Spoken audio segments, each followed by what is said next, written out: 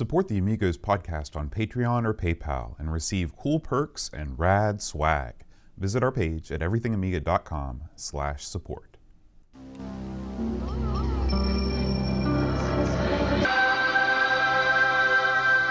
Amiga, the first personal computer that gives you a creative edge.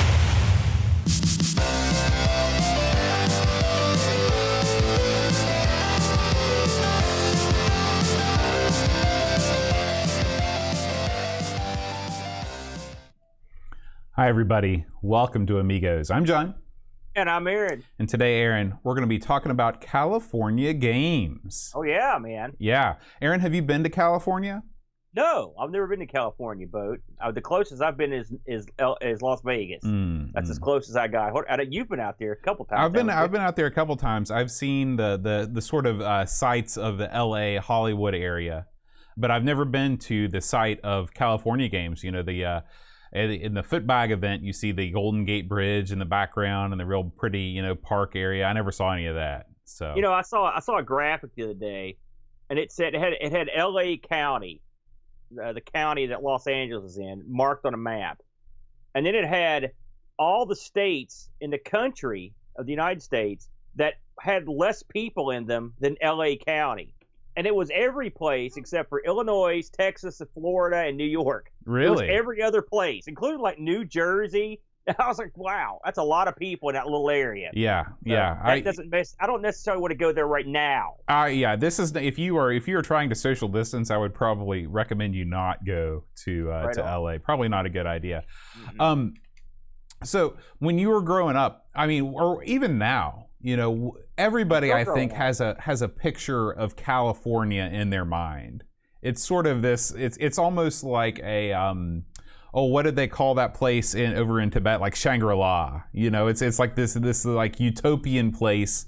What are some of the iconic images that pop up for you, or what do you think about when you think about California? Or do you go all Chicago on it and say, oh yeah, you'll get shot if you go there? Well, I don't think it's Shangri-La. I can tell you that right now. But I'm talking about, okay, look at it with not a jaded eye, but like when you were a kid and you heard about California and stuff, I never put it on like a plateau or anything. Really? No, I never did. Don't get me wrong, because Hollywood's out there, so there's that. Right. And that was always like, man, you could go see where they make movies. That'd be cool, But I know as an adult, California is in some ways, it's like New York. There's like the super city-fied parts of it, and then there's the country is all get-out parts. They're a lot like West Virginia. Sure. But California's also got some other crazy. It's such a huge state that takes up the whole, coast of our, country almost. That you've got snow, you've got desert, you've got everything in between, and all the way. So it's there's a lot going on over there. Is it a place I'd like to visit? Yeah, absolutely. There's a lot of things I'd like to see there, but not necessarily. I don't know. I would probably not want to go in one of the big cities, San Francisco or LA. I don't think or Oakland. I don't necessarily need to go there. I would probably just like to see the sightseer stuff that I could see without having to go into big cities. I get paranoid about that. Yeah. For me, I was a huge Beach Boys fan growing up, and the Beach Boys are the embodiment of this Californian ideal. The sand, the beach. I listened to songs about riding around on dirt bikes, little Honda and stuff like that. Yeah. And so I've always had this idea of California in my mind. And of course, when I went there, it's totally different. Yeah, I mean, nothing lives up to your. Like, I used to see Gidget movie. You remember Gidget? Sally Fields? They'd have all the beach party movies, and you're like, look at that. Right. Everyone just out there is hot, and they're tanned, and they're frolicking on the beach. They're having a good time. They're out there riding motorcycles in the dunes and stuff. So, but when you think about it like that, yeah, I can see when you got out there, what were your impressions? I mean, when you you went to like one of the cities. I've been to lots of. I've been to pretty much, I'd say almost every major city in the country. I've been to New York. I've been to Chicago. L.A. was hands down, at least the part that's around like the Mann's Chinese Theater in Hollywood, by far the skeeziest area that I've ever been. I mean, it is full of pawn shops. It's full of people down on their luck. I mean, it's not as bad as Detroit, Detroit is the dirt worst in terms of the downtown area that I've been in. When I went up there to see Depeche Mode, that was no good, man. I was afraid. You saw Depeche Mode in Detroit. Yeah, Where I did did. you see him at? You remember the arena? It wasn't like no, it was definitely not an arena. I can tell you that. It was a little club. It was about the size of maybe like the Clay Center or something like that, but far, far less fancy. And it was actually just the lead singer. It was just Dave Gahan. Martin Fields or whatever his name was, who was not there. But anyway, yeah, so LA, like, it didn't really impress me. However, LA is just huge, you know, and this was just like a little. But I will say this was my first time ever being out in a desert, any desert. I'd never been to a desert. And going out and playing golf in the high desert, it was like 110 degrees, but since there was no humidity, you didn't feel like death like you do here because the humidity is so high. And it was so pretty because you see all the different cactuses and there were some flowers blooming and stuff like that. So that part of California I really thought was cool, and that sort of fed into that that fantasy in my mind. It was like, oh, at least this is part of what is cool about California.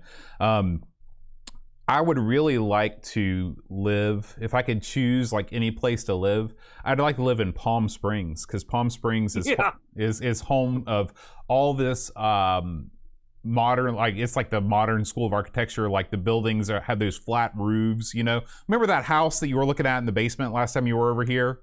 That little toy house that I have, they all look like those. We were talking about the house that's by the post office and the Kroger that's like that. So I've always wanted to live in one of those houses. So, you know, Palm Springs, that's the high rent district out there. Yeah, well, I mean, it's no Beverly Hills, but yeah, I think isn't that where wasn't Sonny Bono the mayor of Palm Springs? That was one of his. He was the mayor up there for a spell. Really? Okay, that was before my time. I think I kind of came of age around the time that Sonny had his unfortunate skiing accident. Yeah, so. Well, you know me, I was a big fan of Sonny and Cher, so but I love Sonny. But the only time I've got to go to the desert, really, well, I went. When I was in Mexico, we went. That was pretty deserty right there, and then, but it was super hot, and it was. I don't know how hot it was, but it's about the hottest I've ever been. You're right; it's a different sort of heat. Right. It's not as stifling heat; it's more of a burning heat. I'll tell you another thing that fed into the California myth in my mind was when I was a kid, just like Flack, just like probably you. I was real into skateboards for a time. Oh yeah. And of course, all the skateboarding scene. You watch those old like tapes or whatever. They're all from California. All those guys live in California, and you just thought about, man, it'd just be so cool. You're out there skateboarding all day long, living the good life. There is a YouTube movie called something like Dogs. Dogs is somewhere in the title. Reservoir Dogs. It's all about skateboarding in the 70s, like back before it got huge. And it's not Reservoir Dogs. I highly recommend it. It's a great documentary. Yeah, whatever it is. It's something Dogs. Check it out. YouTube. Something Dogs. Just type it in your search. It'll come right up. All right. So, Aaron, let's go ahead and jump right in. We got no everythingamiga.com site updates this week, but our YouTube channel has been pretty active. So let's jump in and take a look at what's been going on our YouTube channel this week. The YouTube channel is a mixed bag this week, just because we were talking about this before we went on the air about our playthrough exploits this week. Man, there's a ton of stuff up here, Bo. So you're going to have to help me go through some of this stuff. All right. Well, really, there's just three things that we should talk about. You're right. The first thing is that our Amigathon mod competition videos wrapped up. We had 6 entries. So again, congratulations to Neon Bang, the Amigathon mod competition winner. Congratulations to Barkbit for that. You can check out all of these in their entirety, and then later we'll also be posting the full segment where we're talking over them. But let's talk about last week's ARG Presents. Aaron, you and Brent talk about the Acorn Electron. Yeah, this was interesting. We had a good time. I actually thought both the games had some merit. Brent's game was pretty elaborate, the Palace of Magic. I played a game called Boffin, or on the Acorn Electron, it's sort of known as Boffin 2, but it's complicated. But the game is not. But it's an interesting game where you have a guy with an umbrella, and you use the umbrella to kind of float down, and it's a very cleverly. I was surprised how much I liked it. You know, the Electron looks very similar to the CGA palette. Well, the Electron is sort of like, I don't know if you actually heard the show, but I did listen to it, but the Electron is sort of like when they made the BBC Micro, they sort of made two versions. There was like the really good version that was going to go in the schools. Then there was sort of like the cut down version for the home, and the Electron was sort of basically took over for the cut down version for the home. So the BBC Micro and the Electron share a lot of the same elements, but the Electron's sort of like the watered down, not as powerful version. Yeah, what I liked about that, when you talked about on the show, what I liked was that even though it was a cut down version, you could add things to it to upgrade it, to bring it up to the specs of the BBC Micro if you wanted to. I wish more cut down versions of computers would do that. That would be really cool. It's neat the way the stuff was added, because it actually, a lot of computers will move out to the side. The Amiga does that. And the most notorious is the TI 994A and the TI line, where you can have 20 foot of stuff. Even the Coco does it. But the Electron, they built this thing that kind of it plugs into the side, but it wraps around the back, and it actually looks pretty good. It's a good look, and it's also saved you some desk space. So yeah, I was actually pretty impressed with the Electron. They had a lot of pretty interesting games. I mean, this is one week where I was not at a loss to find anything to play on it. Now, I will say, I want to pitch this because I know you're on here. This week's, and I'm excited about this one, Boat. This week's ARG will be taping Sunday, will be the Socrates, the VTech Socrates. Now, you were the person that turned us on to the Socrates back when we did the Thanks for Giving Marathon, and when it came up in the wheel, I was pretty excited about it. Brent was, he held his excitement levels in check. But you had a lot of fun with this back in the old days. I did. I've already written up a review. I saw it. So I'm really looking forward to your breakdown of the Socrates, because even though I have experience playing it, I know nothing of its history. Well, I've got an actual Socrates here in this room right now with me, and so I will be showing that off for the folks that join us with video. It should be a good time. Awesome. Let's talk about. We talked about this briefly during our before the show here about your C64 live stream, Boat. Now, I want you to just kind of discuss what led you to this, and then talk about some of the games you played on the one you released on YouTube. Okay, so this, I had such a frustrating time trying to get the C64 working with the capture card. Roshi was so kind to send a PAL C64 through the post. Of course, I paid big bucks for the flash cart, the same one that you have, and it's not really the flash cart as much as it is you're buying two separate things. You're buying the fast loader cart and the SD drive dealio. So anyway, I got all that stuff up and going. I couldn't get the capture card to work, and at some point, I just reached a breaking point, and I said, you know what, I'm done. I'm done with real hardware on streams, because even if everything's working perfectly, you're never going to get the graphic fidelity on the stream that I was happy with. Even when things were working perfectly, just you don't get the sharpness that you do. And a lot of it is the fact that it's coming through, composite or whatever. But it's not only that, it's also working through the VCR of Doom, where it's recompiling the signal for it to be displayed on the capture card. And so I made a decision. I'm sticking to it. I'm actually going to be selling all of my flash carts. The SD drive, the Atari flash cart, everything's going on the auction block. So watch eBay. The NES? The NES, yep, I'm getting rid of that too. Why? I'm only going to be playing the carts that I physically own. Everything else is going to be emulation. Please don't put this stuff up until we talk about this later, so I can talk you out of doing this. Because you're making another one of your patented boat rash decisions here. I can feel it. So all right, well, at least give me a week until I get back from vacation. We can discuss this later. But at any rate, I was very happy with the C64. There's a program called GameBase 64. C64 has historically been difficult for me to emulate.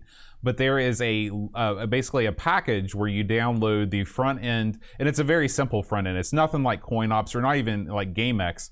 It's really just like the main GUI, if you've ever messed around with that, where you load games from a menu, but everything pops up right away. The only downside is I couldn't figure out how to get Vice to save my joystick settings. So every time I loaded a new game, I had to I had to reconfigure my stick. But other than that, we played 15 games in an hour and a half, Aaron. So we really ran the gambit. We played some Mr. Do, we played Kangaroo, we played a game called Kangaroo, Karate, which is like Karate Champ, Blue Max, just a ton of different games. I would say that my favorite of all the ones that we played was a game called Drop Zone. Aaron, have you played Drop Zone before? I don't think so. It looks a lot like Jetpack. Your little dude looks like the Jetpack dude from the Spectrum, but it's like Defender. It's like Defender with a twist. Instead of just rescuing your guys as they come up, as the aliens pick them up and carry them away, you actually have to pick them up in your arms and deposit them in a special holding cell. And so I watched you play this. It looked interesting. Yeah, it's a really fun game, and I've heard that there is an Amiga PD title of the same name. So maybe one day that will come up on this show. So if you are into the C64, I will say that actually having some time playing it and not just being frustrated with it not working is making me like it more. I still think all the claims that it is as good of a gaming experience as the Nintendo Entertainment System are entirely unfounded. That's just not true. But it is definitely the king of the hill when it comes to the 8-bit home computers. I don't think that it holds a hand. Oh yeah, I mean I think this is better than the Atari. Absolutely, it is a much better. I mean, just take Drop Zone for example. The Atari just couldn't do this. There's no hardware in the Atari that could produce a game with this speed and this kind of scrolling with this fidelity. Absolutely not. The Atari will always have a special place in my heart, but I am fully willing to cede that the C64 was as good as it got with the 8-bit micros. You know, it's funny, just to go back to our beginning of this conversation about but you selling all your multi-cards and stuff. I have found recently, in this year, that I find it much easier to play stuff on original hardware, as long as it's not the Amiga. But I like the C64 multi-cart, the Coco, the Atari. Like, it almost always works every time. Now, that doesn't mean it's going to always be easy to bring it to your computer with a capture board. I'll give you that. And again, we could talk about this for the rest of the night because I think about this stuff all the time. But like with the Atari, you've got to make sure that you've got the right version of the disk image on there that works. And when you're using an emulator, it's just a double click doesn't work, turn it off. Double click doesn't work. And when you're using, you've got to do a hard reset. Now, I will say, and I think that you might have heard this on the stream, the one exception to this rule is going to be the Coco. Because the Coco is the SD card system on the Coco is rock solid. I get a solid signal out of that. Game where you have to do a few extra steps, but right. Yeah. So and plus I just bought that deluxe joystick for the Coco, so the Coco will live on on original thank God. hardware. Yeah, that would have sucked. Well, I understand where you're coming from, Bode. I get very frustrated about it too sometimes. That's all we got. That's all we got, man. I think that's the end of the road on those. So we'll be putting up. I believe you're going to keep putting up stuff from the Amigathon as we go too, right? So, yeah, absolutely. All right, Aaron. Well, you know what it's time for. Brace yourself. Amiga News. Gamble train. God. That's right, man. The Gamble train has rolled in. The Gamble train is heavily laden, Aaron. Is it? It is heavily laden, heavily pregnant to hear what with you news. got here. The first out of the dock, Aaron, is our buddy Doug. The 10-minute Amiga Retrocast put out a video this week extolling the virtues of the Amiga 3000. Now, Aaron, did you have much experience with the Amiga 3000 back in the day? I owned one briefly. Okay. Briefly. The truth of the matter is, I've looked at these in magazines and stuff, and I was like, boy, I'd like to get me one of those. Oh, I'd like to also rob a bank, because I didn't have that. There's nowhere in this. I wasn't in the same stratosphere as the ability to own one of these. But in terms of use, extremely limited. I learned a lot from Doug's video that I didn't know, to be honest with you. I mean, I can understand why these are popular.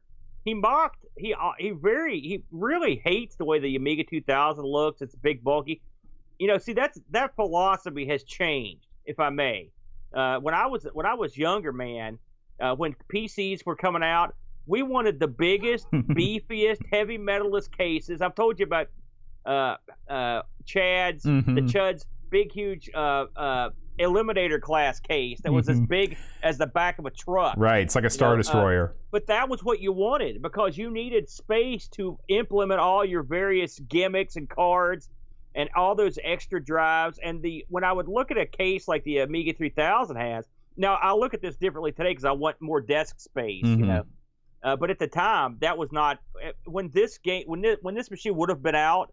I would have looked at this case and I'd been like, that's too delicate, too small a case. The Amiga 2000, that's a case you can anchor a ship with, you know. So I'm going to disagree with Doug there, but everything else he said I think was on point. And plus, of course, it's not a video about an Amiga without bad-mouthing Commodore for another dumb move that they made when they put the 4000 out and they sort of like made it not as good as what they had. Yeah, well, I mean, I've got to say that I was already a fan of the way that the 3000 looked because it just looks different. You know, it's a different looking pizza box design. Yeah. But what really won me over was that this was really the last time that Commodore put out a big box Amiga that wasn't a complete disaster. I mean, the 4000 was just such a failure on a number of levels. I mean, it didn't live up to the chipset that was promised. It didn't come with a CD-ROM. You know, there were tons and tons of corners cut on the 4000. It seems like the 3000 was the last time that everybody at Commodore could rally behind something that had the potential to be cutting edge. I think you're dead on, Bode. I mean, there was a lot of stuff in there that made a lot of sense. Yeah, and it's a shame. Of course, listen. It's the trademark, the hallmark of a dying company is when when the wheels start coming off. That's when dumb decisions get made to save money, and ultimately you cost yourself in the end. And you know, put it down. Another failing. Yeah, but it was interesting. I learned a lot from this video. I have to say I learned quite a bit. Yeah, I mean, just think about not got to fool with them. You know, just think about how this thing came out. I think in 1990 or 91, something like that. If they would have shipped a CD-ROM in this thing and been really at the head of the curve. It would have made. I mean, it could have made a huge difference. So I wouldn't say that I'm in the market for a 3000, but if one would happen into my life, I wouldn't kick it to the curb. I thought you were done with original hardware. No, I'm going to play original hardware till the cows come home. I'm just not going to stream it anymore. Oh, I see. I got you. Yeah. I personally would not.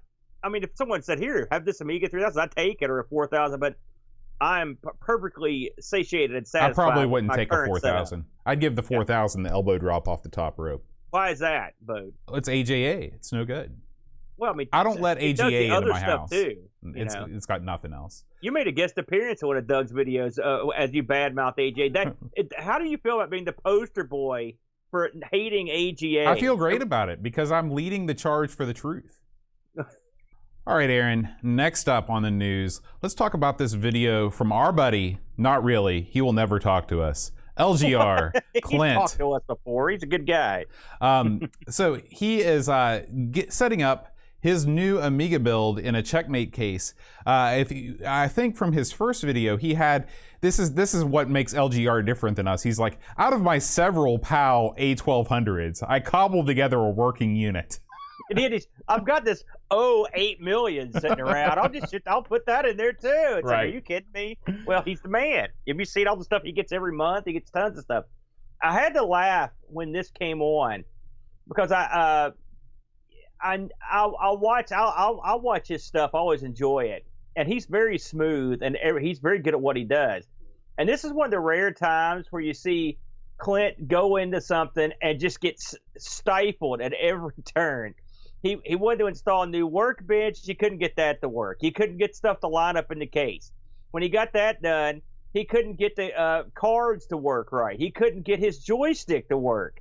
He couldn't capture the video. He was having all kinds of trouble with this thing. And of course, we've been doing this for a while now. And as we were just discussing, ironically, having trouble with the Amiga is just what happens.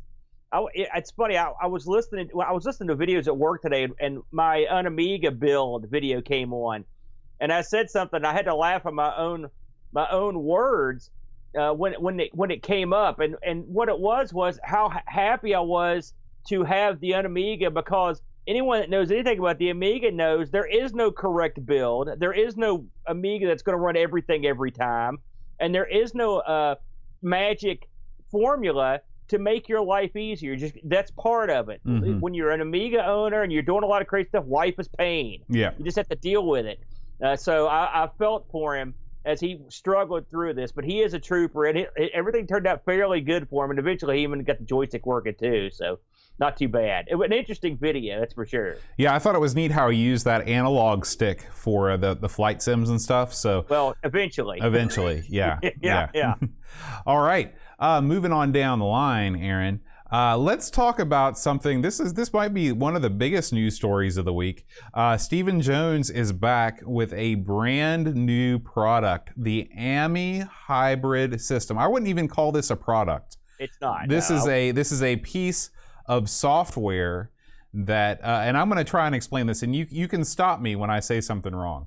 This allows you to have a multi-operating system parallels between Linux and Amiga OS, where you can open up Linux and Amiga applications side by side. You can copy and paste text, code, etc. from one program to another, and this will allow you to achieve great and wonderful things on your Raspberry Pi. Yeah, I think you nailed most of it. It's funny. We've had to understand this by committee because I watched. I think I was one of the first people in Discord to sit down and watch this because I watched it right. I happened to be there right when it came on, and I watched the whole thing. It's an hour and some odd minutes, and then I watched it and I noticed, and I was like, I watched this. I think I know what's happening, but I'm gonna send Tinmark a note here, because Tinmark speaks the language of this goblin. Absolutely, yeah. I was like, Doug, do I have this right? And he's like, yeah, that's it. And you pretty much nailed it. This is what this is, and it's built off of a similar program or ability that sort of allows us now. But in essence, what Steven's got going here is a way to load Amiberry onto a Raspberry Pi, and then run some Linux programs sort of from your simulated Amiga desktop. And he runs a media player, and he runs Chromium, a couple stuff, things like that. And the ability to move text around with the cut and paste. He tries to run some games. He much like Clint, he did not have a perfect run. He had some issues with things not working exactly as planned. And of course, this is still being in the build phase here of this. I was under the impression that when he announced AMI Hybrid, I thought this was a product that would be coming out, like a hardware product, sort of like what he just finished up. And I thought maybe, listen, I was pie in the sky, and I thought to myself, man, maybe he's going to come up with some sort of hardware card that you can stick in your PC, or maybe it's a sort of like a really advanced bridge board that has like modern PC capabilities you can install on a Zorro slot like that. But it was none of that stuff. It's not as far as I can tell, it's not a pay product. I guess he is soliciting monetary support through his Patreon account, right. But this will be a free product. And I think he does have plans to do some hardware, like he showed a port, like a port replicator for the Raspberry Pi, so you could put it in a one of his cases. Had that going on. And so I assume there's going to be some hardware he's going to sell that involves this. But from what I could tell, what he did was remember when we used to use AMI Kit back in the day? He took that. They run it with in conjunction with Amiberry plus this Linux ability, and that's what you've got. Now, it's not a bad thing because what he says is true. This is going to run rings around any Amiga, even with the exception of a Vampire, because you're running a much more modern, a modern bit of technology in here. So, but of course, you could sort of, with the exception of the Linux stuff, I mean, you could go get Amiberry right now. I will say he's working hand in glove with the guy that makes Amiberry, and so he's being able to get this guy to implement things into Amiberry that he wants to work with what he's attempting to do. Now listen, before it all comes down, I don't want people to think that I know what I'm talking about. I'm just trying to explain this the best I can, and I'm sure that someone with a lot more jack, a lot more street cred, can tell you all the awesome stuff that this will allow you to do, but it sort of went over my head. That's all I could get out of a boat. Yeah, well, I think that, like you said, we've explained this to the best of our abilities. Yeah. Listen, Stephen Joe, he's got a lot of credibility, Boat. Yeah, he does. He does. If he's saying this is the bomb, I just assume that I'm too stupid to understand the bomb. Right. But yeah, looks good. We've got a new video up from the Guru Meditation YouTube channel. Amiga Bill has released some new footage of Petro Tushchenko. I'm not exactly sure how to pronounce that. And he is the former head of Amiga Technologies and Amiga International. There was a 2001 roast that was held, and he was invited to speak, and he is talking about his time at Commodore, the SCOM buyout, and his time at Amiga before handing control of Amiga over to Bill McEwen. So if you are at all interested in Amiga history and want to hear it directly from the man himself, I guess I'm not sure where Bill uncovered this rare footage from, but it is pretty cool that he was able to dig this out and put it online. I will say this, Bode. I haven't watched this yet. I just saw it. I just saw it the other day. But this guy is a fancy boy. He's got quite a lapel there. He does. He's either got like a bunch of those like New Orleans style beads on, or he bedazzled the heck out of his I think that collars. came with the tuxedo, actually. Yeah. Have you ever gotten to wear anything that fancy, Bo? I've never been roasted before. I think that if you get roasted, that's what you wear. It's like your uniform. We need to have a roast for you, Bo. I've got material. You know, I'm a big Don Rickles fan, and I watched all those old celebrity roasts with Dean Martin. I would love to take a crack at you.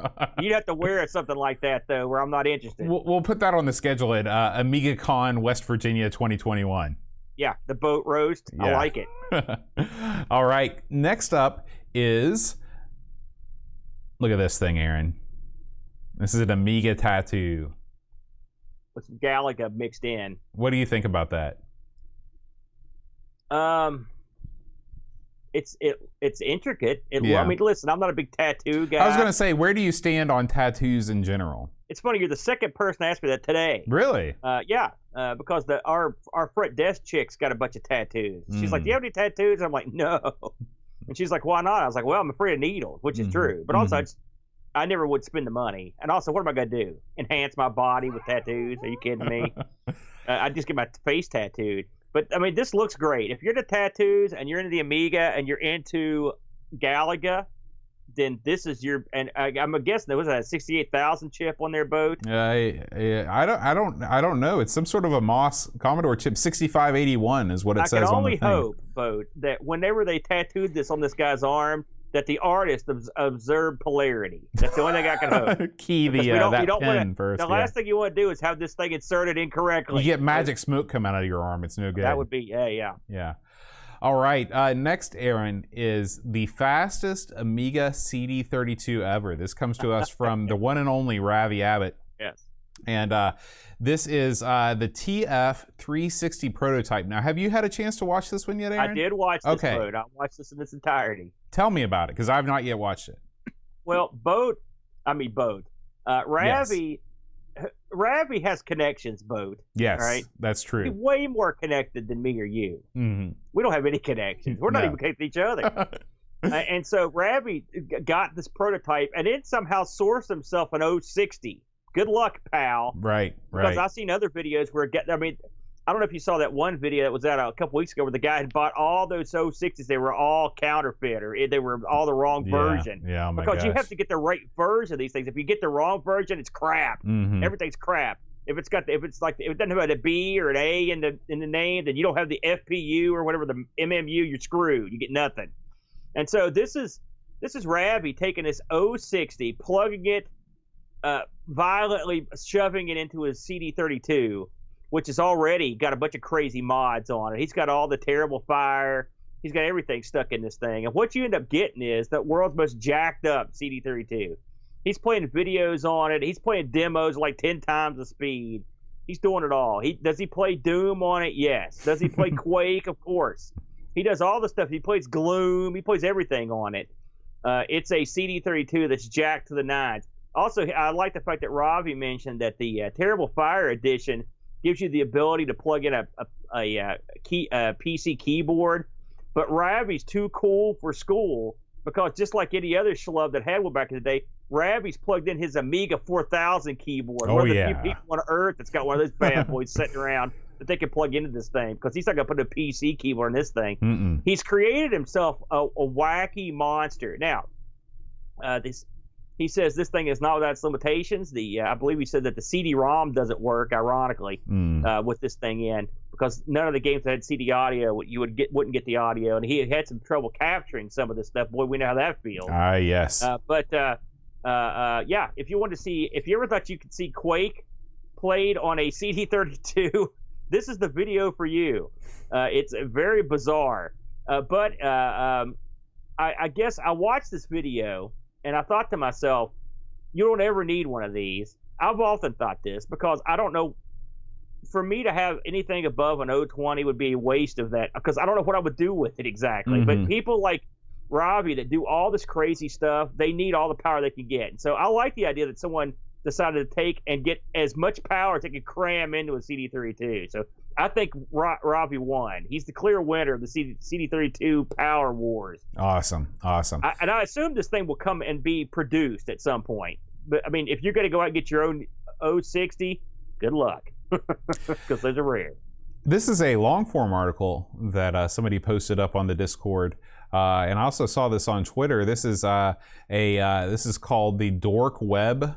This website, and it's called Crash and Burn: The Amiga ST Story, and a lot of this stuff we've heard before, but it's always nice to see a fresh take on it. Somebody writing an original article, and sort of the art of the long form article has been lost in the past couple of years since video has become more and more of a thing on the internet. So I was glad to see this, and I wanted to give this guy some praise because he really goes all out, and it's a very, very well researched article, and I enjoyed reading about the Atari side of things because obviously, I'm well familiar with the Amiga situation throughout the 80s and the 90s, but the Atari 16-bit side of things was something that I thought was really neat to read about. So if you've got an afternoon and you want to read a really cool article, I highly suggest you check this out. And of course, all of these news links are in the show notes underneath the YouTube channel or on the in the podcast notes. It's got your girl right there, front and center too, Debbie Harry. Yeah, I posted a picture of Patsy from AbFab just so you can see how much they look alike. Not a bit do they look alike. All right, Aaron. The last thing I want to talk about is our friend Pixel Vixen over in Japan has recently put out a new Amiga 500 pixel art poster. She has hand-drawn this Amiga 500 and has produced this poster that is very attractive. It is for sale on her Redbubble site. If you just search for Redbubble La Pixel Vixen, you can find she's also an artist of the various types of manga, including the piece that she did for our pixel art contest, the Bubblegum Crisis picture. So you can get all those things at her Redbubble shop. Support her. She is a big player in the Amiga community. She's definitely a Ramda 1/2 fan. Yes. I see a lot of that stuff. Yes, absolutely. Yeah, I saw that come up. And I tell you, if you want a nice poster, bam, you're in. Mm-hmm. That's a good price too. All right, Aaron, whatever your name is. Amblin. Good old Amblin. That's what they call Amblin Entertainment. Amigo Amblin. So the Gable train has unladen its wares. It is now empty and ready to pull off into the sunset. We bid it a fond farewell as we go into this week's game, California Games. Wow. What a you are a poet, my friend. Thank Your you. talents are wasted on me. You need to go out and do something. You need to run a news station or something with that tongue ears. Let's talk about California Games, or as I like to call it, the bane of my existence for the past month. This was released or escaped in 1988. Now, this was around before that boat, as we both know. The Amiga was not the initial system this came out. I'm not even sure what is it. Was it the C64 was the initial, I think? I'm not even sure which was the original. I'm sure that the C64 was the original release, I'm sure. Before we get into the particulars, let's just talk about how widespread this thing was, Bo, because I think me and you, between the two of us, have probably played this on 10 different systems over the years.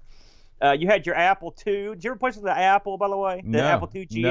I Something can tells count... me this would be good on the Apple. I don't know why. No, it would be horrible. Have you ever used an Apple II joystick? No, I've never used one. It's the worst. It's one of those craft. It's like the Coco stick. So imagine all the fun of playing this with a non-self-centering analog stick. Did I not have a third-party joystick developer? I mean, really? well, I'm sure that they did, but nobody ever uses them. Like you have to buy adapters and stuff because there's a proprietary connection. Well, then I guess that's no good then. Anyway, I'd forgotten this got a release on the Atari.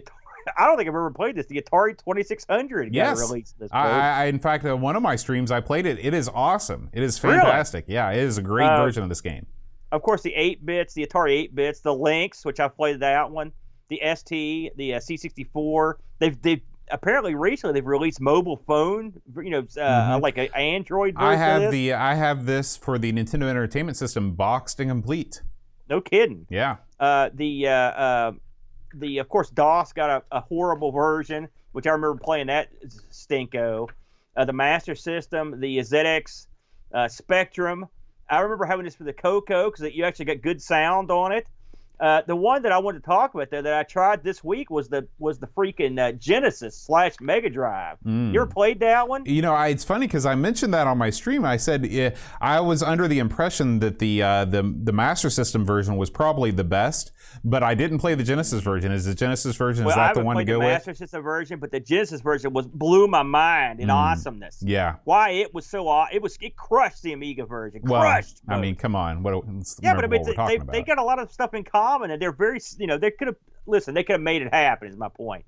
Anyway, it's not like the Amiga version's hideous. I'm just saying this thing was good. I was surprised. I'm always underestimating the Genesis boat. That's why I'm trying to play some of the games on it. Anyways, this came on 2 discs, of course, published by Epyx. Now, the developer of this on the Amiga was Westwood, which I knew them. Yeah, they did Doom, didn't they? They did Doom 2. Doom 2. But the one I remember, they did the BattleTech game, that kind of adventure game. They did the Eye of the Beholders, Hillsparks. They did a lot of D&D stuff. And they also did World games on the Amiga, which we haven't played World games for a while, but I remember playing that one back in the day. Most of the people that worked on this were just that staff at Westwood and most of what I read is what they worked on. You had one of the graphics people had also worked on SimCity 2K. It's a pretty good credential on the Amiga. So, the usual suspects from Westwood. There's a ton of people that worked this. I'm not going to go through them all. This is an OCS game. And this is your typical building off of the original game series, i.e. your summer and your winter games and their sequels, which we were both big fans of those, aren't we, Bo? We used to play those quite a bit. We had to cover. Well, I don't know anymore because I used to be a fan of this game. Well, we covered winter games about 4 million years ago. I remember that. So, what is this? Well, you take place in California, and you are playing different events in the California games. Both pretty simple stuff there. What's that mean? It means you got a bunch of basically mini games to look at. Now, the Amiga version of this, and you stop me when I get these out of order. We'll go through each one, but I'll just name it real quick. You've got your half pipe skateboard boat. Then you move into the foot bag or hacky sack for if you've got the money to pay the license fee for that trademark, the hacky sack section.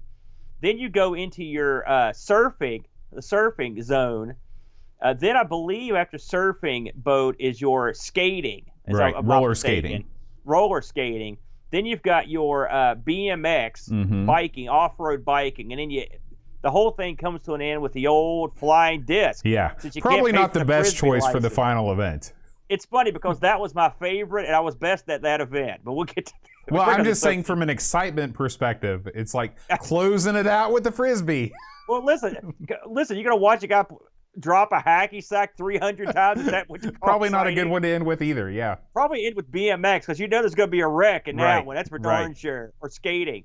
So how does this game work? Well, it's again they follow the old formula. You can practice one event, you can play one event, or you can play all the events. There you go. You can play multiple players. I think you can have up to 6 or 4 on this one. I didn't go all the way up, but you can have multiple players because you don't play at the same time. I like the fact that when you put your name in, you then get to pick a sponsor.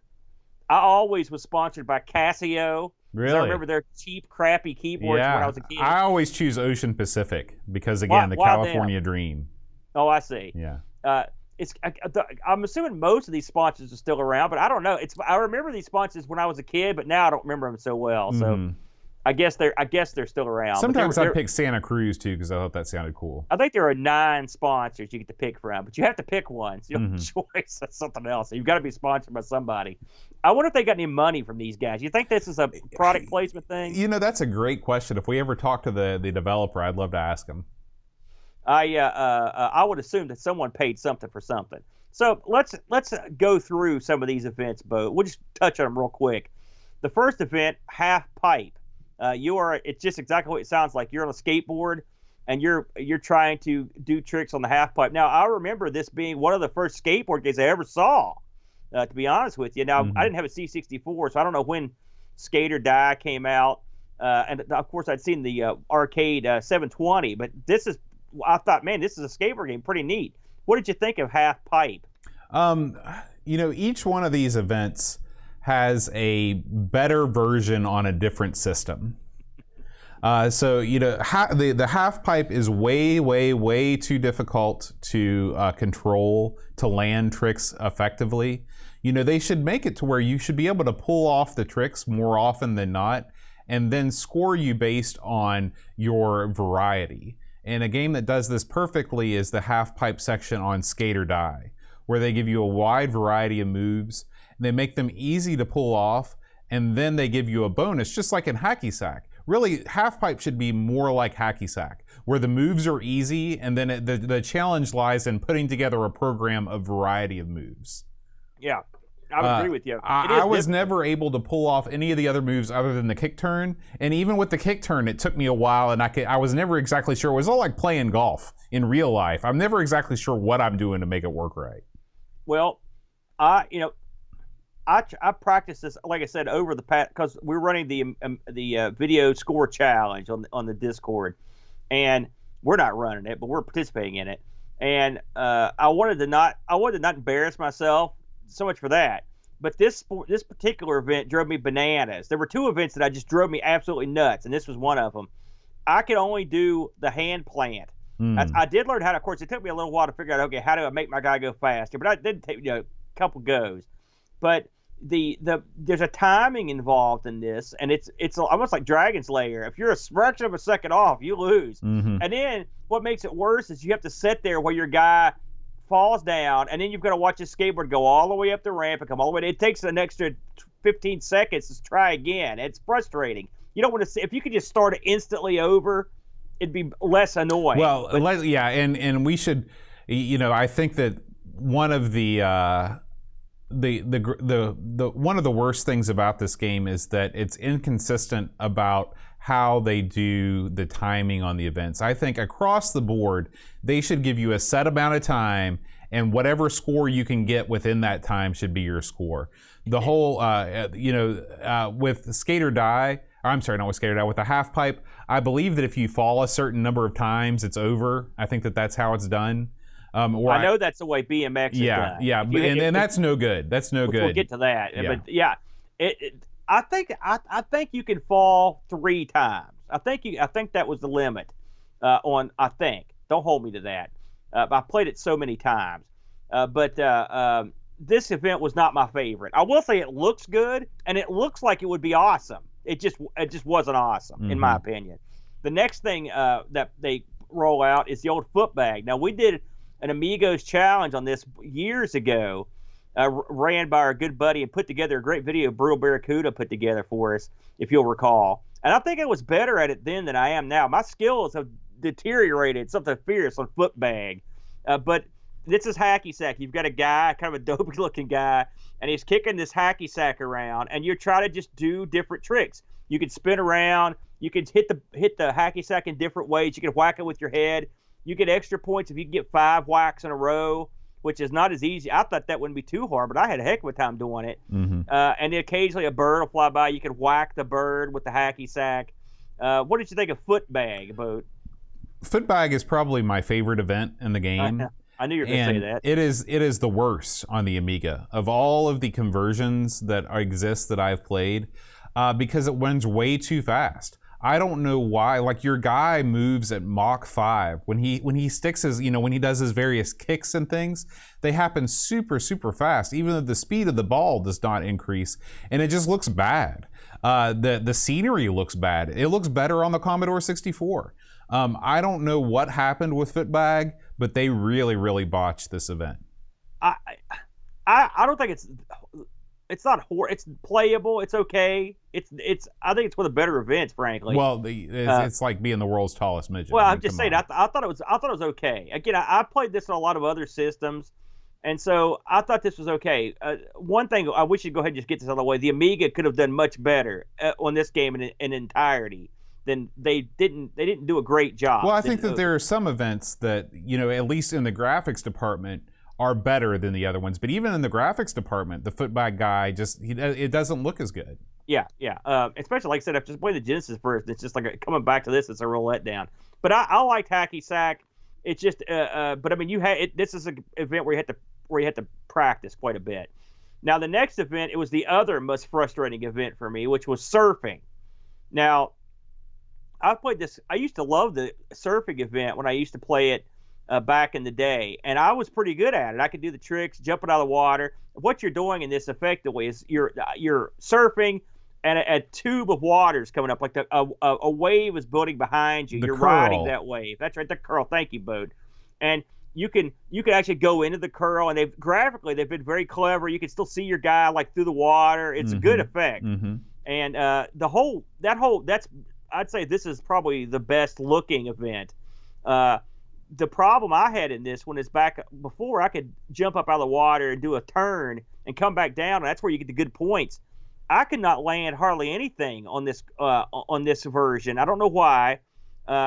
So what I was reduced to doing to get my score up is to do lots of like spins in the water and do stuff where you get right inside the tube. It's funny because every version of this game is different. In the Amiga version, it's more difficult to jump out of the water and come back on, but it's much easier to do 360s than in other versions. Like, you can pull off 360s on the wave, just spinning around in a circle, doing a complete circle. You can do that until the cows come home on the Amiga. With that before the curl gets you. I agree. So surfing it's probably my favorite event on the Amiga, on the Amiga version of this game. I enjoyed being able to have a set amount of time rather than failing out for too many wrecks or whatever. You never understand how the scoring system works. It's a judging system. I like the judges screen. It's cool and the judges screen is pretty good. The surfing gets a thumbs up from me. I like surfing. I just wish I was better at it. So I mean, I wish I knew the trick to getting in and out of the surf, because that's the most fun you could have in this game is in surfing. And with this part is to jump up out of the water, and you could do spins and stuff if you're good enough.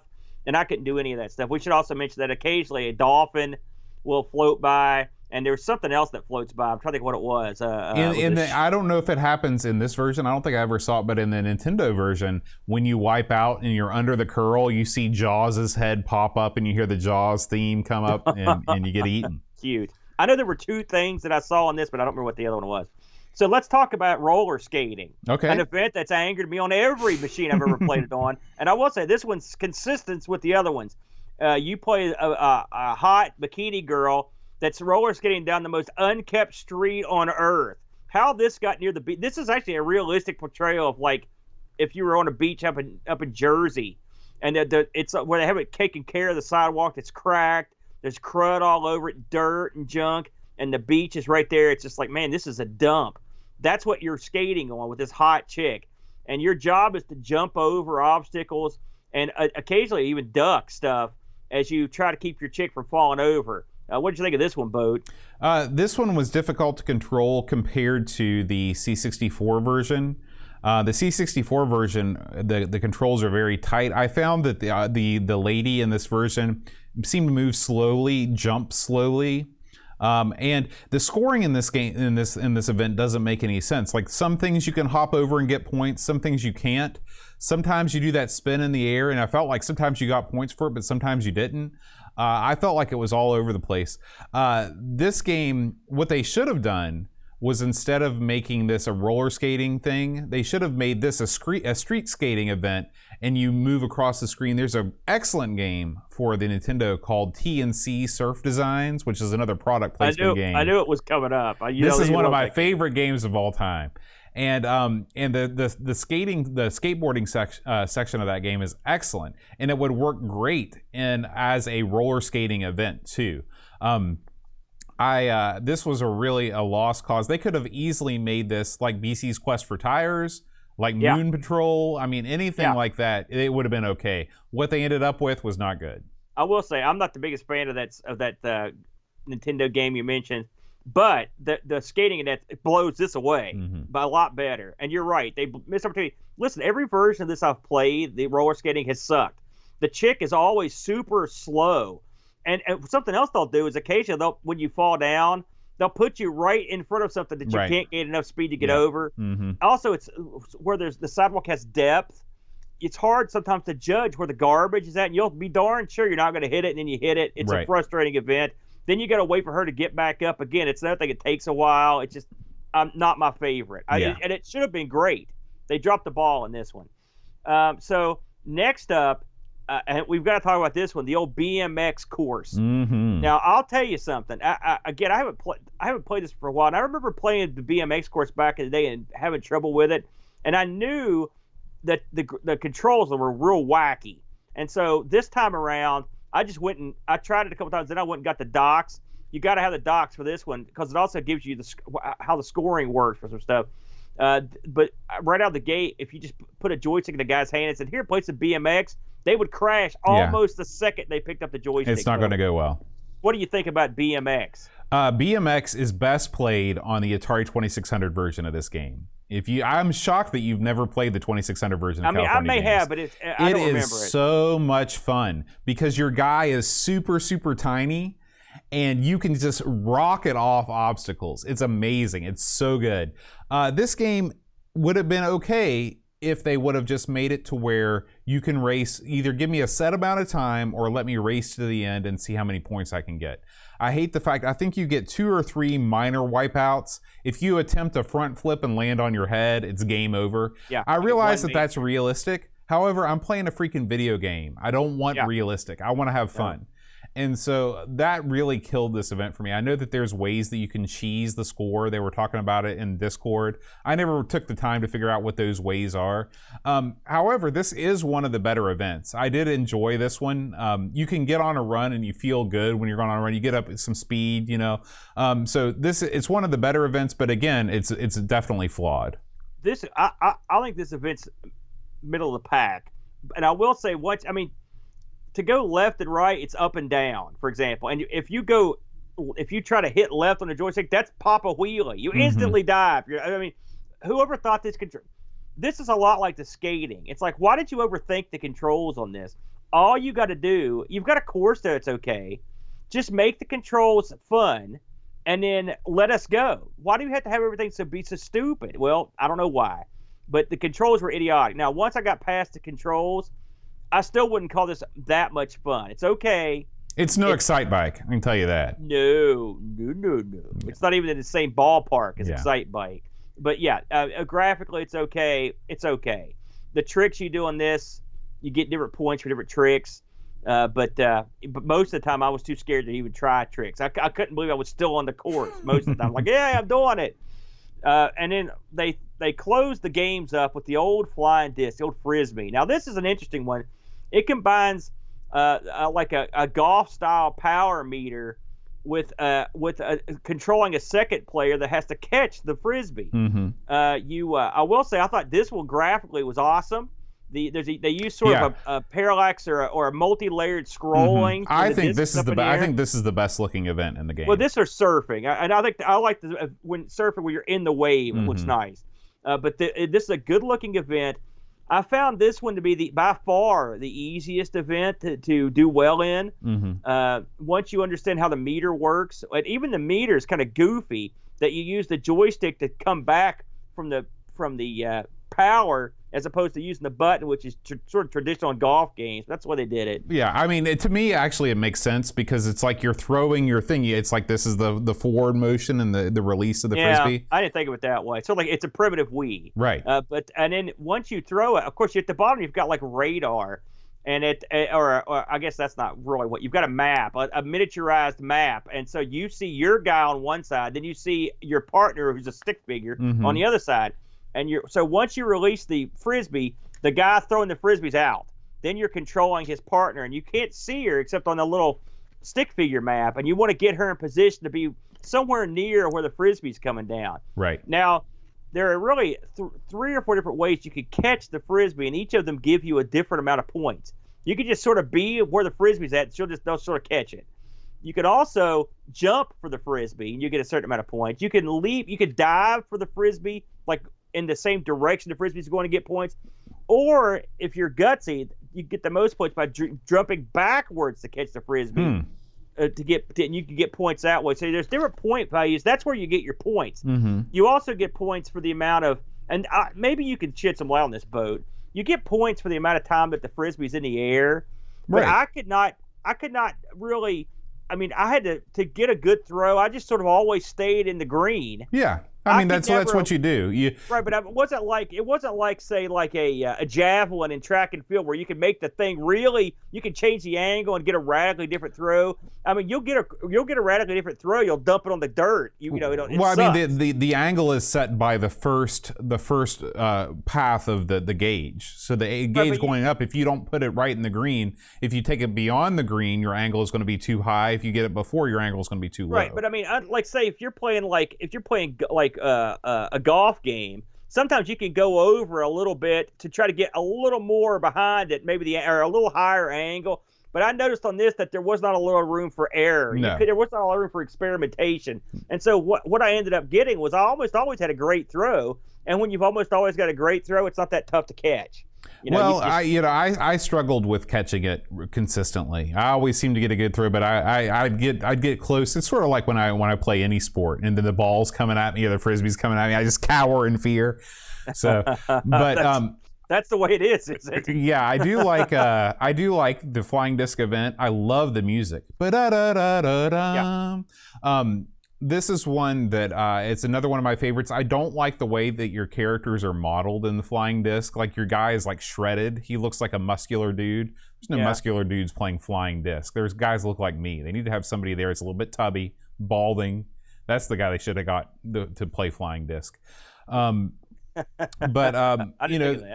This is it's a very simple game, but I like simple, so that attracted me to it. I think it's a weird event to end on. And this is one that does look the best, I think, on from all the systems, at least from a scrolling viewpoint. According to Ricky DeRocher in the chat, the Genesis version does not even contain the flying disc game. Yeah, so, I don't think it does. I didn't go all the way through every event on that. I just played about the first 3 or 4. No. But so man, really, you can't really say definitively that the Genesis version is the best version. Yeah, I even without flying disc, I think it crushes this. Really? I think I'll have to check it out. It looks and sounds so good. Wow. Listen to this, Boat. I stumbled upon this when I was researching this, and I was looking on Wiki. So get this. When this was developed, right, the development team ended up being like an all-star cast of guys. So the guy that originally developed the half-pipe part of the game, he went on to develop the game Chips Challenge, which is a well-regarded game. Remember that one? The guy that designed the footbag game, he was the guy that invented the technology used in Microsoft's DirectX. Wow. I know. Crazy, right? So this guy, Kevin Norman, is the guy that did the BMX game. He went on to found the educational science software company Norman and Globus, who made the ElectroWiz series of products, which is kind of cool. Okay. And so you had some guys in here that went on to do actual stuff. Kind of neat. This was a fairly well-received game, back in the day. Let me see. I'm not sure I actually wrote down what the... oh, here we go. Yeah, I thought I lost my mind for a second, Boat. So Lemon gave this thing a 7.5. Not bad. Ace gave this a 630. I guess that's out of 1,000. I'm not sure. I don't know what Ace does. Then you've got Amiga Power dropped the ball on this thing, or dropped the bomb on it, 51%. Man. They just killed this thing dead. Of course, this is a later review. Anytime they review these things later on, they always murder them. I don't know what they wanted. You're reviewing a game that's like a couple years old. What do you expect? Why are you killing this thing? Mm-hmm. The One gave this a 71. CU Amiga gave it a 60. And so I don't know what they were wanting. I don't Aaron, think it's that bad. Before we move on to our Discord, I just want to hear your final thoughts on California games as a whole. Well, it's funny. Look at those reviews. It's a good question. It's funny, Bo. I used to, when someone said, hey, what do you think of California games? I was always like, yeah, California games. That was awesome. What a cool game. But having gone back and played this, I didn't enjoy it as much as I thought I did. And some of the events made me angry, like real angry. I'll tell you that skateboard event and the skating and the BMX too, where it just, until you learn the controls, you're just like, oh, this is so stupid. Mm-hmm. And then after you learn them, you're like, why did they do that? Mm-hmm. I just think they made a lot of mistakes. Yeah. What I need to do in closing is I need to go back and play this on another machine that I know I played it on before and see if it's just I don't like the Amiga version or I just don't like this game. What version do you think you played? I know I played this on the C64. I know that for a fact because that's my buddies had the C64. Mm. So that may be the version I'm used to playing. It wasn't the Amiga because I'd played this way before. I know the DOS version as well, or the Tandy version. So I had to go back and try those. I've got this on my computer. So that sounds like a fun activity for your next Friday night retro stream. The California Games Experience. You may be onto something there, Bo. Good idea. What did you think overall? I am exactly in the same boat as you. When this game came up on the docket, I was like, yes, California games. Yeah. And then I played it and I was like, it was not a fun experience. And what I came to realize is that I really only like to play this game on the Atari 2600. I like to play the BMX on the 2600. I like to play, I think, the surfing on the 2600. Although I can't remember if the 2600 has surfing or not. I might be wrong about that. The surfing on the Nintendo and the flying disc on the Nintendo, and both those events are fine on the Amiga, but the BMX is just all the rest of the events are so frustrating. The half pipe, there's no fun there. There's no fun on the half pipe. The roller skating, there's no fun on the roller skating. The BMX, not for me. Give me the foot bag on the 2600, give me the BMX on the 2600, and give me the flying disc on the NES, and I'm good to go. But overall, this is not nearly as fun as I remember it being. I think, but I want to get your opinion on this. Listen, all the things you just mentioned that weren't that good, they all had the potential graphically, and the framework was there to make a lot of fun out of this. And I think this is something that does sort of plague the games series. Graphically, they were always tight. The presentation was always good. Like everything was spot on. But the control choices, the complexity of the way they handled things, and not just on this, but even in like winter games and stuff. Remember how much trouble we had doing like cross country skiing and stuff? Yeah. Why was this stuff? I know they were trying to do this to simulate the difficulty of the sports, but that's a big mistake. Yeah, well, I think we want to play this for fun. We don't want a bunch of crap. A big problem is that they were trying different things in terms of the control scheme. All of these games and they were trying to be creative. And I think that if you spend a lot of time, you can get okay at them. But these games are designed to be casual experiences. I mean, you can get 8 players or 6 players in one of these games. And you know for a fact that all your buddies are not sitting at home working on ice skating in winter games or whatever. They're not going to be perfecting their skills. So you want to have a casual experience. And that's the thing that I think later, like Wii Sports or something like that, really nailed, is that here's a thing that you can do with your buddies that you don't have to have a lot of insider knowledge or practice to do. I think that Wii Sports is like the pinnacle of all the games. Well, here's the way I look at it, Bode. I think you're probably dead on, but we love track and field and hyper sports, and they're not nearly as frustrating. They keep it easy with the controls, is what they do. It's not like their sports are like crummier than these. I mean, or more or less complicated.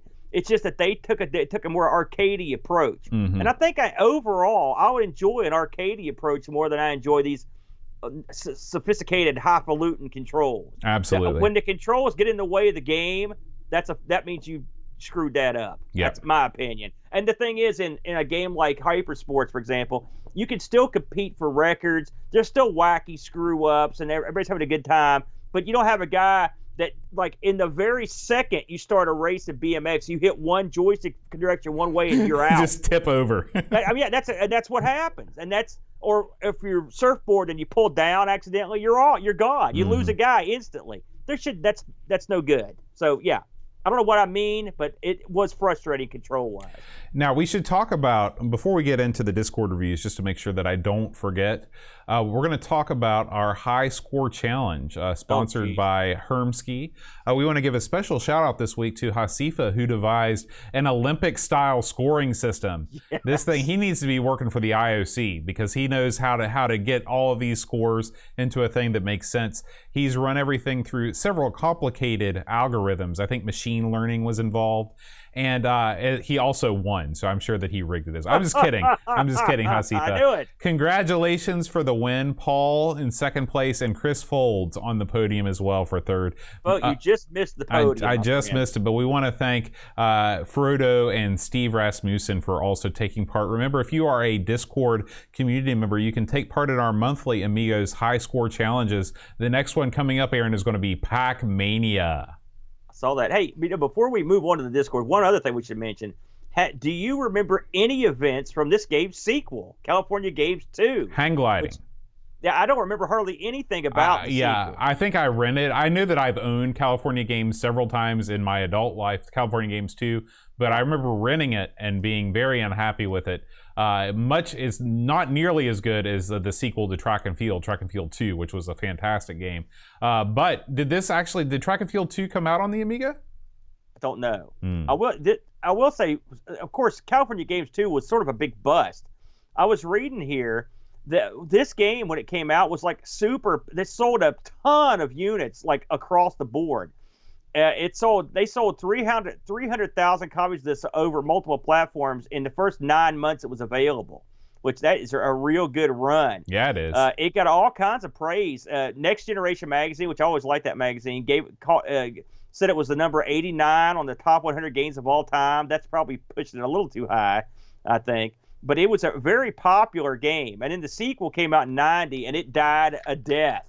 I mean, it's still out there. Of course, they released it on a lot of stuff, but no one talks about it. I haven't played it for years, so I'm assuming I didn't like it. Yeah. There you go. All right, Aaron. It's time for the Discord reviews. Get ready. I'm ready, man. All right. First up, we have, let's see, Paul, a.k.a. Hermski. He says, a firm 7.5 out of 10. This game still holds the test of time to this day, all the way back from the 8-bit era. California Games should be a simple gaming model on paper, but in practice it's flippin' hard. You need to read, practice, read some more, and practice again to master the levels. Like with any real-life sport, you have to train putting in the time to become skillful. However, skill soon turns to luck on some events with its unpredictable precision controls. Overall, a thrilling, nostalgic game immersing you into the sports from your armchair. Frodo NL writes, this was never a game for me on any platform, but that's not the game's fault. This version looks quite good and mostly controls okay, with the exception of roller skating. 6 out of 10. Graham W. Vebke writes, despite sales figures, this game and its sequel are easily the most boring and pointless in the Epyx game series. Surfing is okay for about 5 minutes, but with only one type of wave, not even variation in wave speed, it grows old fast. BMX and Halfpipe are mediocre at best, and if you like these things, there are much better games around. Flying Disc and roller skating are just filler events and are totally pointless. The only event that saves this game from an annihilation is Footbag. Good old Hacky Sack saves the day and is the only event that offers replayability and a skill challenge. 4 out of 10. And the old Graham backhand on that one, Bo. Yeah. He was not a fan. The Graham backhand, I love it. Flack writes, although I have very fond memories of this game, in hindsight, the overall concept is better than the execution of the events. Halfpipe, which should be the game's most fun event, is limited to 3 moves that are harder to pull off than riding a halfpipe in real life. The flying disc and surfing events are boring, and roller skating is just dumb. That leaves BMX and Footbag as the only 2 events I wanted to play for more than 5 minutes. I adored this game as a skateboard-loving teen. Today, I'm not sure why. 5 out of 10. There it is. Flack was right there with us on that one. That's right. Jason Warrens writes, Tubular! 7 out of 10. Chris Folds writes, with the high score challenge, I put in my first serious stint with this game, taking time to learn all the sub-games. The result? A game that is less than the sum of its parts. Like others have mentioned, some events are fillers, some lacking, and some just not fun. I'm looking at you, Disc Throw. Fun for a blast, but if I paid full price, I would feel robbed. 5.5 out of 10. Roshi writes, a soulless collection of mediocre minigames that tries to coast on its then relevant theme. A footnote in the encyclopedia of multi-event sports games and not especially worth revisiting in the modern era. Wow. And finally, Ricky DeRocher writes, a unique offshoot of the normally serious Olympic-themed game series. Like all of the Epic Games series, some events are better than others, but overall it's a fun game, especially if you can round up some friends to play with. I think that the original C64 version edges out the Amiga version slightly in terms of controls, but the Amiga version is great too. Overall, the second best in the game series, next to Winter Games, 8 out of 10. So Ricky liked it. So they were much like some of the other reviews, were just sort of all over the place. Yeah. But a lot of people had the same kind of feeling we did, going back. Sort of not, you can't go home again on this one. You can't go home again on this one. You're absolutely right. All right, Aaron. We do want to thank all of the fine folks that subscribe to us on Twitch. Lots of people watch us on Twitch, and we appreciate those of you that financially support the channel through Twitch, which you can either through a normal subscription, or if you are an Amazon Prime subscriber, you can actually sub to our channel for, well, it costs you nothing, and it still gives us a couple bucks. So we want to thank the following fine people: Macross the Black 2018, Frodo NL, Amiga Bill, Duncan Styles, Creepy Dead Boy, Wing Chun Wolf, Ant Jarvis, Buck Owens, Retro Jerry, Da Project, Go Sub, Christian Russell, Darkwing 602, Old B Sturgeon, Mitsuyama, Macintosh Librarian, Lamatsta, The Slow Norris, Roshi MSX, and Jugglebox. Thank you guys. Thank you guys so much for supporting us on Twitch. And again, if you have supported us, sub to us through Amazon Prime in the past, you have to reset that every month. So if you want to, hop back on and just resub if you would. Goofy, but that's always been goofy to me. It is goofy. Yeah. It is goofy. All right, Aaron, we want to thank those of you in the chat that are watching us live right now. I have closed my chat window somehow in OBS, and I'm unable to see the actual screen. I'm looking at the chat room. Well, yeah. Take a stab at this, both? Yeah, absolutely. Do it, man. Okay, just from the bottom up, we got the Ricky DeRocher, Mitsuyama, Polyester Links, Brock 101, Treyguard 82, Picard, Hermsky, Frodo, Wishbone, Buck Owens is here, Elf, Curtis Boyle, Pack Billy in the house, both. We've got Cal Bird Boy, Uber Scooter Diver, Hermsky is here, both. And I'm just keep on scrolling up. We have a ton of people. It's a good house in here today. Bike Me is also here. Olav Hope is here. Bomb the Bass is in the house, both. So a good crowd. Thank you. Today, especially with our technical difficulties Absolutely. Under control. Thank you very much for showing up. And we do record the show live. Next week, we're going to be live, Aaron? Are you going to be back in town? Or we'll be live. Okay. Unless I don't make it out of the woods in some sort of Blair Witch-related incident. But, all right. Well, next week, Aaron, we are going to be playing The Lion King. Okay. The Lion King. It's Paul, aka Hermsky, has had quite the run. If you don't know how this works, if you are a member of the Amigos Game Selection Committee, everybody gets a chance to suggest whatever game they want and whatever category they want, and then the Game Selection Committee members vote. And Hermsky a late addition to the Amiga or the AGSC, has really run away with it. The past 4 picks have all come from his suggestions. So his run finally comes to an end with The Lion King. I can't think of a better game to go out on than The Lion King, although I've never played it before, so I could be wrong. Have you seen the movie The Lion King, both? I haven't seen that new Abomination, but I've seen the old one. They made a new one? Oh yeah, it's live action. It's one of those like CGI live action deals. I think Will Smith's the genie.